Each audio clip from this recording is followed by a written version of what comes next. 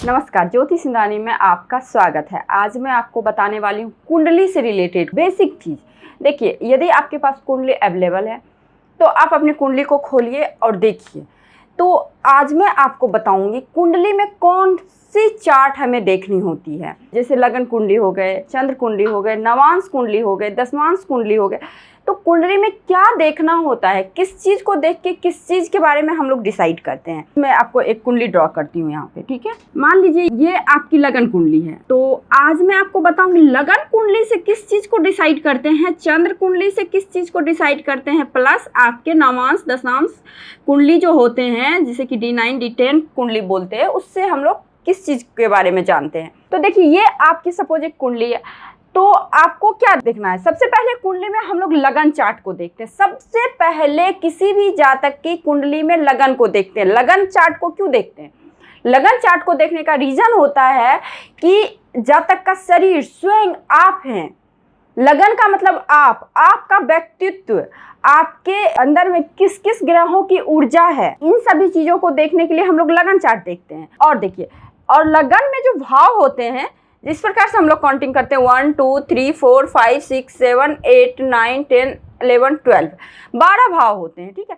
तो 12 भाव में कौन से भाव में कौन सी ग्रहों की ऊर्जा आई है, ये आपको लगन कुंडली को देख के डिसाइड होती है। और देखिए, और क्या होता है, जब आपका मान लीजिए जन्म हुआ हो, आपने जब जन्म लिया हो, तो आपका जब जन्म हुआ हो तो पूर्व दिशा में जो भी ग्रह होगी, यानी कि मान लीजिए आपकी रात की जन्म है या फिर सुबह की जन्म है, तो जिस दिशा में जो ग्रह होगी उसी ग्रह का प्लेसमेंट आपके फर्स्ट हाउस में होगा, जिसे कि हम लोग लगन कहते हैं। इसे हम लोग फर्स्ट हाउस, सेकेंड हाउस, इस तरह से भी काउंटिंग करते हैं। तो ये फर्स्ट हाउस में उस ग्रह की ऊर्जा आएगी, या तो इस फर्स्ट हाउस में कोई ग्रह का प्लेसमेंट होगा, या फिर जो नंबर होगी तो उस ग्रह की ऊर्जा हुई इसमें। यानी कि आपकी जिस समय जन्म हुई है, पूर्व दिशा में जो ग्रह रूल कर रहा होता है, जो ग्रह उदित होता है, तो उस ग्रह की ऊर्जा आपके फर्स्ट हाउस में होगी, ठीक है। अब देखिए, एक चीज़ और मैं बताती हूँ। किसी भी जातक की यदि आप कुंडली के बारे में विश्लेषण कर रहे हैं, कुंडली देख रहे हैं, उनके भविष्य के बारे में बोल रहे हैं, तो 4 चार्ट आपको देखने मेन होते हैं। पहला होता है लगन चार्ट, दूसरा होता है आपका मून चार्ट, जिसे कि चंद्र राशि चार्ट बोलते हैं, तीसरा होता है आपको नवांश चार्ट, जो कि D9 चार्ट बोले, चौथा होता है आपका दशमांश चार्ट, जो कि आपको विषुवंतरी दशा महादशा को लेके हम लोग बनाते हैं। तो देखिए, पहले आपको लगन चार्ट के बारे में मैं बताती हूँ कि लगन चार्ट से हम लोग किन चीज़ों को देखते हैं। तो लगन चार्ट से आपके अंदर जो सामर्थ्य है, आप कितने कैपेबल हो, आप क्या हो, एक्चुअल में आप क्या हो, ये चीज़ को डिसाइड करता है आपका लगन चार्ट। एक चीज़ मैं आपको और बताती हूँ, आपकी राशि को भी डिसाइड करता है। तो राशि का गुण क्या होता है, किस तत्व के राशि है, राशि का गुण, राशि का स्वरूप, ये सब भी हम लोग डिसाइड करते हैं, फिर जाके हम लोग प्रिडिक्शन करते हैं। पहले इतना जान लीजिए, लगन चार्ट आपके बारे में डिसाइड करता है आप हो क्या, आपके अंदर किस ग्रहों की ऊर्जा है, इन चीज़ों को आपको लगन चार्ट डिसाइड करता है। उसके बाद दूसरा चार्ट जो कि चंद्र राशि चार्ट होती है, मून चार्ट होती है। तो मून चार्ट आपका क्या डिसाइड करता है, एक्चुअल में मन, ये आपका आत्मा हो गया, लगन आपका आत्मा हो गया, ठीक है। और चंद्र राशि चार्ट जो होते हैं वो आपके मून यानी कि मन हो गए। क्या मन है, मतलब किस और आप कार्य कर रहे हो, किस तरह इच्छा है आपकी, किस तरह कार्य कर रहे हैं। मेन उसमें हम लोग राहु केतु शनि वगैरह को देखते हैं, ठीक है, उनका क्या रोल है। और उसके बाद आता है मेन चार्ट जो होता है, उसे देखना महा जरूरी होता है, जो कि नवांश चार्ट होते हैं, क्योंकि एक्चुअल में ग्रहों का ऊर्जा हमारे अंदर किस प्रकार से आ रही है, यानी कि ग्रहों की जो एनर्जी है, पोटेंशियल है, वो हमें लाभ पहुंचा रही है कि नहीं। मान लीजिए आपका लगन चार्ट में सारे ग्रह बहुत उच्च के हैं, मजबूत है, बट आपके नवांश चार्ट में वही ग्रह नीच के हो गए या फिर अस्त हो गए, किसी तरह निगेटिव हो गए, तो वो पॉजिटिव फल आपको नहीं मिलेगी, चाहे आपकी लगन कुंडली कितनी भी अच्छी हो। बट आपकी लगन कुंडली कमजोर है बट नवांश कुंडली बहुत अच्छी है, तो आपको वो फल मिलेगी, ठीक है। और दशमांश कुंडली का क्या होता है, दशमांश कुंडली का मतलब क्या होता है, जैसे आपको मान लीजिए शनि की महादशा चल रही है, तो शनि की महादशा से आपने कुंडली बनाया, तो आपको करना कुछ नहीं है, शनि की महादशा है तो आपको शनि की महादशा को लेके कुंडली बनाना है। तो उस कुंडली में आपको देखना उसके बाद ग्रहों का क्या क्या रोल है, क्या क्या एनर्जी आ रही है किन भावों में, फिर जाके आपको प्रेडिक्शन करनी होती है, ठीक है। लगन को बना के आप कर लीजिए। मान लीजिए शनि की महादशा चल रही है, तो मान लीजिए 11 नंबर यहाँ से इस तरह से आप करके अपना चार्ट बना सकते हैं, या फिर आपको अवेलेबल भी रहता है, बहुत सारे सॉफ्टवेयर हैं, आपको मिल जाएंगे नेट पे, तो उसका उतना ज़्यादा इशू नहीं है, क्योंकि हर सॉफ्टवेयर में आई थिंक सारे चार्ट बने हुए रहते हैं। बस आपको देखने की विधि आनी चाहिए, ठीक है। आपको मेन चार्ट कुंडली पे विशेष ध्यान देना है। किसी के बारे में भी कैरियर बताना हो या फिर मैरिज बताना हो, किसी प्रकार की भी चीज़ बताना है, तो आपको मेन चार्ट जो है देखना जरूरी होता है। चार कुंडली देखना बहुत जरूरी है, लगन कुंडली, चंद्र कुंडली, नवांश कुंडली, दशमांश कुंडली। अब देखिए, अब आपको क्या देखना, मान लीजिए ये भाव आपका लगन है, ये हम लगन कुंडली को दिखा रहे हैं आपको, ठीक है। आपको मान लीजिए ये लगन कुंडली है, मान लीजिए ये आपका लगन है, यहाँ पे मान लीजिए आप 12 नंबर है यहाँ पे, ठीक है। तो ये हो गए आपके 12 नंबर है, तो 12 नंबर की राशि मीन लगन के हो गए आप, ठीक है। तो इसमें कहीं ना कहीं गुरु की एनर्जी आई है, लेकिन ये घर किस कौन सा है, प्रथम भाव। प्रथम भाव से क्या देखते हैं, आप क्या हो, स्वयं क्या हो, लगन मतलब आपका व्यक्तित्व, आप किस तरह के हो, ये चीज दिखाता है। तो आपको मैं आज ये भी बताऊंगी साथ ही साथ कि कौन से राशि किस तत्व के हैं, प्लस किस स्वभाव के हैं, ठीक है। तत्व एंड स्वभाव, तो इससे आपको क्या पता चल जाएगा, आसानी से आपको ये पता चल जाएगा। मान लीजिए ये 12 नंबर है, तो 12 नंबर ये हो गया मीन राशि। मीन राशि जैसे द्वि स्वभाव राशि है, जल तत्व है, वाटर एलिमेंट है, तो इनके गुण क्या होते हैं, वाटर एलिमेंट के गुण क्या होते हैं, फायर एलिमेंट के गुण क्या होते हैं, उसी प्रकार से अर्थ एलिमेंट के क्या गुण होते हैं, और एक एयर एलिमेंट होते हैं, एयर एलिमेंट के क्या गुण होते हैं। तो उस तरह के गुण आप में आएंगे।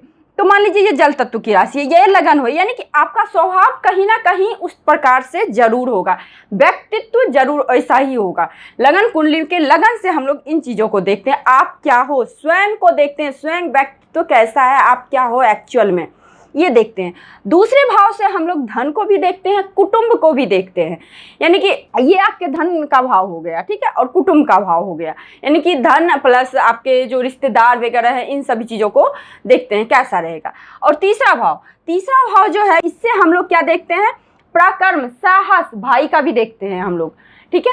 ये हो गई आपके तीसरे भाव से आपको भाई का कितना सुख मिलेगा, आपके अंदर कितना साहस है, कितना पराक्रम है, प्लस भूमि वाहन, इन चीज़ों को भी देखते हैं, और बहुत सारे जगहों से देखते हैं, बट यहाँ से इन चीज़ों को भी देखते हैं, आपके साहस, पराक्रम प्लस भाई के सुख को, ठीक है। अब देखिए ये चौथा हाउस, ये फोर्थ हाउस, जो कि माँ का होता है, मेन आपका माँ का होता है। दूसरा आपके सुख शांति का होता है, आपके मतलब लग्जरियस लाइफ का होता है, प्लस आपके लाइफ में सुख है कि नहीं है, किस प्रकार के सुख है, या फिर किस तरह के सुख हैं, इन सभी सुख का ओवरऑल आप सुख और माँ का होता है। ये आपका फोर्थ हाउस, यहाँ से हम लोग उनका विचार करते हैं।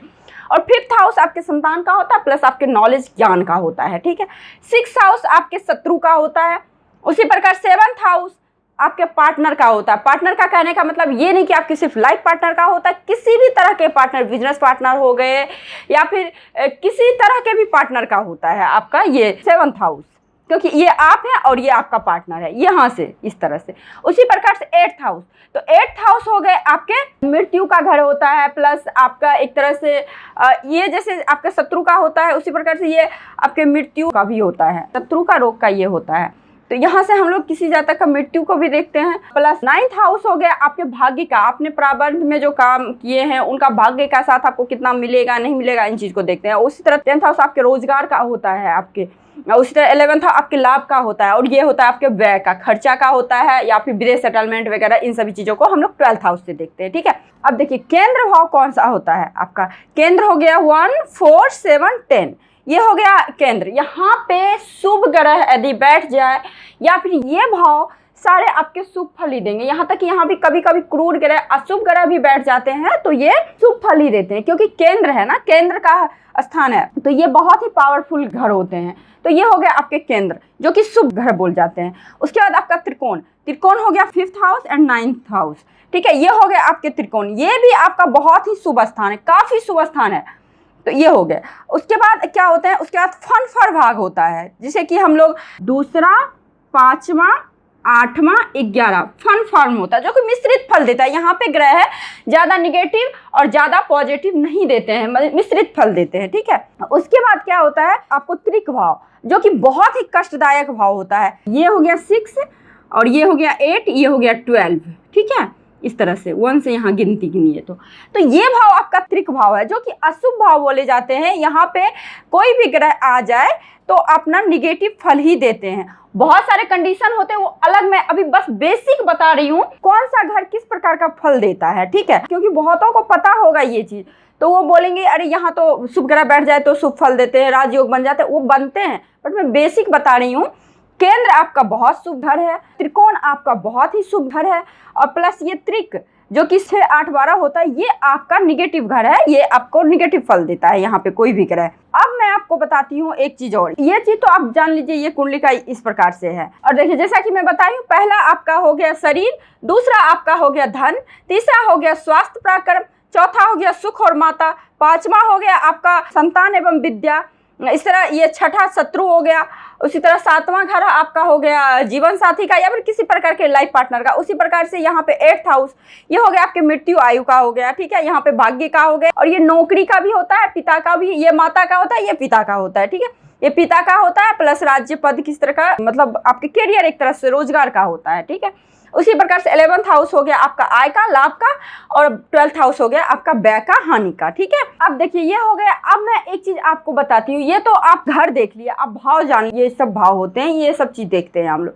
अब इसमें क्या देखना है आपको, राशि। पिछले वीडियो में भी मैं कुछ बता रखी हूँ, जैसे 1 नंबर हो गया आपका मेष राशि, 2 नंबर हो गया वृष राशि, 3 नंबर हो गया मिथुन राशि, 4 नंबर हो गया कर्क राशि, 5 नंबर हो गया आपका सिंह राशि, 6 नंबर हो गया आपका कन्या राशि, 7 नंबर तुला राशि। कहने का मतलब जैसे 8 नंबर लिखा हो तो वो हो गया आपका वृश्चिक राशि, क्योंकि आप इस घर में आपको नंबर ही लिखे हुए मिलेंगे, ठीक है। कुंडली का प्लेसमेंट अलग होता है, बट नंबर ही लिखे रहेंगे, उसी से आपको डिसाइड करना है कि आपकी कौन सी राशि है, किस प्रकार की राशि है, किस प्रकार की ऊर्जा किस घर में आ रही है, ठीक है। तो उसी प्रकार 9th नंबर हो गया आपका धनु राशि, 10th नंबर हो गया आपका मकर राशि, 11th नंबर कुंभ राशि, और 12th नंबर हो गया आपका मीन राशि। इसे भी हम लोग 4 तत्व में बांटे हुए हैं, अग्नि तत्व, जल तत्व, वायु तत्व, पृथ्वी तत्व।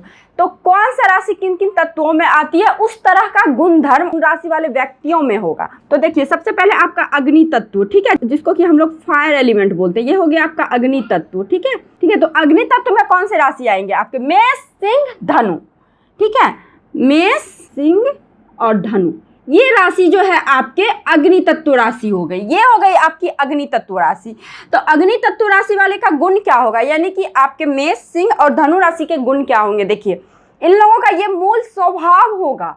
तो ये लोग डायनामिक होंगे, एनर्जेटिक होंगे, रिस्क टेकर होंगे, अग्रेसिव होंगे, थोड़ा सा एग्रेशन थोड़ा ज़्यादा होगा इन लोगों में, और जो बात बोलेंगे उस बात पे अडिग रहेंगे, उस कार्य को करेंगे, और हमेशा स्वाभिमान से जीना, कहीं भी जाएंगे मान प्रतिष्ठा में ये लोग जीते हैं, और रिस्क टेकिंग बहुत ज़्यादा होता है इन लोगों में, डायनामिक होते हैं बहुत ज़्यादा, ऊर्जावान बहुत होते हैं, कोई भी काम को ऊर्जा के साथ करते हैं ये लोग। तो इस तरह की क्वालिटी हो जाती है, यानी कि 1, 5, 9 ये हो गई, ठीक है। अब देखिए दूसरा तत्व क्या आएगा आपको, दूसरा तत्व आ जाएगा आपका पृथ्वी तत्व। तो पृथ्वी तत्व में कौन कौन से राशि आते हैं, तो पृथ्वी तत्व में आपको वृष, कन्या, मकर, देखिए पृथ्वी तत्व हो गया जैसे अर्थ एलिमेंट। तो देखिए आपका जो पृथ्वी तत्व की राशि कौन सी होगी, वृष, कन्या, मकर। तो ये हो गई आपकी 2, 6, 10, ठीक है। तो इन लोगों में क्या गुण होगी, यानी कि वृष, कन्या, मकर वाले कैसे होंगे, ये लोग शांत स्वभाव के होते हैं। दूसरी चीज, ये लोग स्थिर होते हैं, बहुत ज्यादा अच्छे होते हैं, एक तरह से बहुत ईमानदार आप बोल सकते हैं। सब तो नहीं होते, क्योंकि देखिए बहुत ग्रह का प्लेसमेंट भी, बट इन राशियों का स्वभाव ऐसा होता है, मैं स्वभाव बता रही हूँ। देखिए ये लोग कैसे होंगे, आपको प्रैक्टिकल भी दिखेंगे, जितने भी ये पृथ्वी तत्व के जातक होंगे, अर्थ एलिमेंट के जातक होंगे, वो आपको प्रैक्टिकलिटी बहुत होगी इन लोगों के लाइफ में, एस्टेबिलिटी रहती है, मैनेजमेंट वगैरह में ये लोग बहुत अच्छे होते हैं इन टाइप के जातक। वहीं आपको अग्नि तत्व में क्या होगा, डिटर्मिनेशन रहेगा, एक तरह से एनर्जेटिक नेचर वगैरह होगी, बट इन लोगों में क्या होगी, इन सभी तरह के गुण होंगे, ठीक है। अब देखिए तीसरा तत्व क्या आता है आपका, ये लीजिए पहला, ये हो गया दूसरा, अब तीसरा देखिए, तीसरा हो गया आपका जल तत्व। तो जल तत्व यानी कि आपका हो गया वाटर एलिमेंट, वाटर एलिमेंट। तो देखिए वाटर एलिमेंट में क्या होगा गुण, ये लोग किस प्रकार से होंगे, तो जितने भी जातक वाटर एलिमेंट के होंगे, जैसे हो गया कर्क राशि, वृश्चिक राशि प्लस मीन राशि, तो ये हो गया आपका 4, 8, 12। तो देखिए ये सब हो गए आपके कर्क, वृश्चिक, मीन राशि वाले जातक जितने भी होंगे, जल तत्व के राशि हो गए, ठीक है। तो ये लोग का इंट्यूशन पावर बहुत अच्छा होगा, आर्टिस्टिक टाइप के होंगे, लवर टाइप के होंगे ये लोग, और फीलिंग इन लोगों के लिए बहुत मैटर करती है। सेंसिटिव होते हैं, कहने का मतलब क्या, बिल्कुल एकदम से सॉफ्ट होंगे, बहुत ही ज़्यादा फीलिंग इनके अंदर हर चीज़ को लेके रहती है, और एक ट्रू लवर कह सकते हैं उस टाइप में होते हैं ये लोग। प्लस आपको इंट्यूशन पावर इन लोगों की बहुत अच्छी होती है, प्लस आर्टिस्टिक टाइप के टैलेंट होते हैं, क्रिएटिव भी होते हैं ये लोग, ठीक है। अब एक तत्व होती है जो कि आपका एयर एलिमेंट होता है, जो कि वायु तत्व होते हैं, ठीक है, वायु तत्व, एयर एलिमेंट। तो एयर एलिमेंट के कौन से हो गए आपके, मिथुन, तुला, कुंभ, ठीक है। तो ये हो गए 3, 7, 11। तो देखिए इस तरह के जो जातक होंगे, ट्रैवल करना इनको अच्छा लगता होगा, यात्रा करना, एक जगह रहना इन्हें पसंद है। ये राशि जो होते हैं, इनका जो मूल स्वभाव जो होता है, एक जगह रहना नहीं इन्हें पसंद आती होगी। ये लोग काफ़ी इंटेलिजेंट होते हैं, प्लस एक जगह टिक के ये लोग कार्य नहीं करते हैं।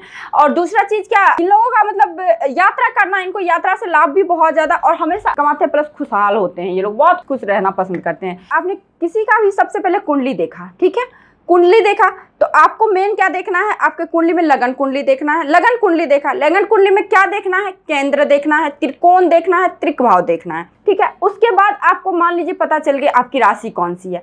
तो राशि कैसे पता चलेगी, तो जहाँ पे चंद्रमा आपकी होगी, जो नंबर होगा वही आपकी राशि होगा। आई थिंक मैंने पिछले वीडियो में बता रखा है कि राशि हम लोग कैसे देखते हैं। तो उस तरह से आप राशि देख लिए। तो राशि का जो तत्व आपको डिसाइड करना, किस तत्व के जातक हैं, सामने वाले जातक जो किस तत्व के हैं, तो आपको उसके अनुसार सबसे पहले उस राशि वाले जातक का स्वभाव बताना कि इस प्रकार से ये जातक स्वभाव है, तो ऐसे कार्य करेंगे तो इन लोगों को सक्सेस मिलेगा। अब मान लीजिए कुंभ राशि वाले को आप बोल देंगे कि बैठ के कोई काम करो, तो वो नहीं कर सकते हैं, थोड़े देर बैठेंगे फिर वो उब जाएंगे। उसी प्रकार से यदि जल तत्व वाले जातक को बोल देंगे किसी को रिस्क टेकिंग का काम करो, तो वो नहीं कर पाएंगे। तो सबसे बड़ा तत्व डिसाइड करना राशि का बहुत जरूरी होता है। तो आई थिंक आपको ये वीडियो समझ में आई होगी, अच्छी लगी होगी। यदि आपको ये वीडियो अच्छी लगी, समझ में आई, तो लाइक कीजिए, शेयर कीजिए। अगर मेरे चैनल पर नए हैं तो सब्सक्राइब कीजिए, पुराने हैं तो शेयर कीजिए। आज के लिए बस इतना ही, नमस्कार।